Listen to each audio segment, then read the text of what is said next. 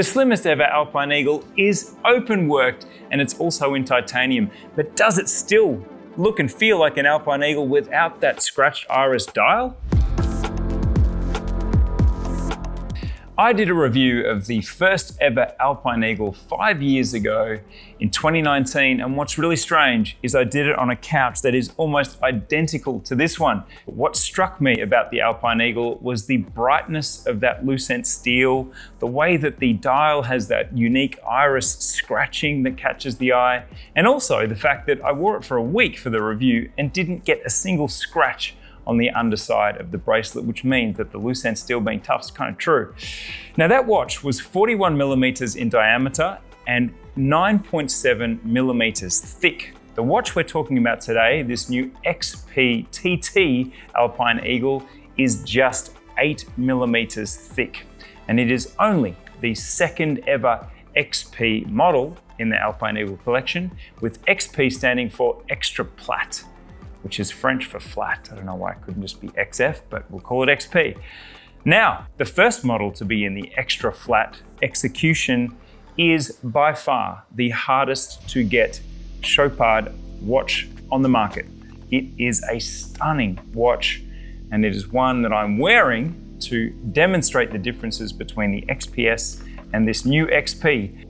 Now, there are no prizes for guessing what is different about this second extra flat execution of the Alpine Eagle, and it isn't the 0.2 millimeters extra thinness. It's right there on the dial. This is an open worked Alpine Eagle. So I ask you the question in your mind, does an Alpine Eagle without that iris dial smell as sweet? Let's get into it. Now, the first thing you need to know about this watch is that it is not lucent steel. It is in fact titanium. Now, while the Alpine Eagle production is growing at a staggering 40% per year, there is only a small number of watches in this cherished material that makes the watch both tougher and lighter on the wrist. This Alpine Eagle XP-TT is, I would dare say it, industrial in its appeal. It has this lovely architecture to the open working that breaks from tradition and really gives a totally different aesthetic to this watch. Where do these extra flat Alpine Eagle models fit into the broader Chopard watchmaking world? I'd explain it like this. We have Chopard watches, we have LUC watches at the high end, and we have the Alpine Eagle collection almost standing alone as a bridge between the two. And these XP models, extra flat models, are much more towards the LUC end of the spectrum, and that's because this model shares a movement with LUC, the LUC caliber 9617S, and it was in fact the first LUC in-house caliber. Now, this is some movement.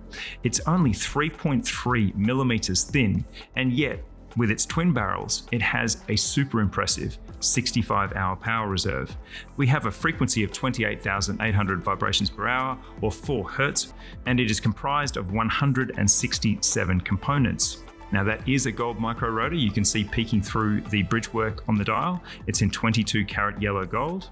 And it all wraps up into just an 8.3 millimeter thick watch, including casing. Now, speaking of the case, we have a satin brushed case band with lovely mirror polished chamfers and a bezel in grade 5 titanium with 8 indexed screws. Now, looking closer at that dial, we have these floating hour markers which are secured to the inner bezel ring. They are rhodium plated and have grade 1 superluminova for some super bright lume at night. The handset is also rhodium plated. They are baton type hours and minute hands, also enhanced with grade X1 superluminova. The bracelet is once again a real feature for the Alpine Eagle. It is constructed pretty much piece by piece with the polished center links manufactured in a straight bar that is then individually broken into cubes and then hand polished. The bracelet tapers slightly from the lugs to the clasp, and that clasp is a triple folding clasp in lucent steel with safety push pieces. Capping it all off, we have glare-proof sapphire crystal and 100 meters of water resistance, and the ability to look at this movement from both the front and the backside through an exhibition case back. And speaking of the sapphire crystal, you will note that the Chopard brand mark is actually etched on the crystal in black, which is quite a subtle touch. takes a little getting used to.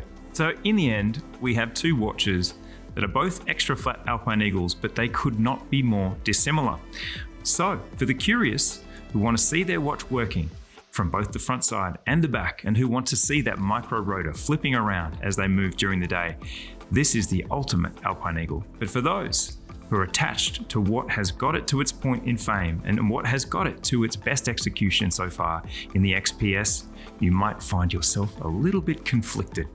So have Chopard made a blunder here, or have they made a good thing even better by taking the extra flat execution and experimenting with an open worked version? It looks very different, and yet the wear is just as comfortable, and even more because it is 0.2 millimeters thinner even than this. Tell us in the comments, and thanks for watching Time+Tide.